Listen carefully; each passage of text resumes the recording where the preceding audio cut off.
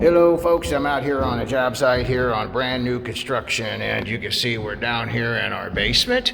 And what I wanted to share with you is something that should always be done but doesn't always get caught. And a lot of the carpenters out there, the so-called geniuses, think that this is wrong, but that's just because they're so-called geniuses and don't have crap for brains.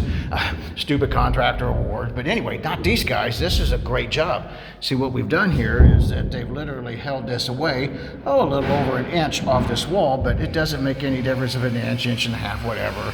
And so why you want to do that is because, for one, you don't want your wood to be back holding against your concrete, because then that literally will wick and start deterioration and molding and such. So you keep it from wicking. Also, if there's any moisture that ever comes down in behind the walls, like out of these ties here, which is common, then it has a place to go down below, and it still has a place to drain and get out back to the sump pit. But anyway, this is a great.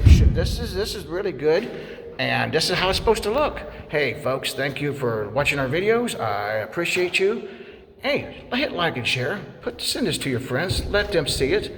That way, they too they'll know what needs to be done. And the more people we can share this with, the more likes and subscribes we get, the more that YouTube will actually, and other social media platforms, will put this out here and share with the folks.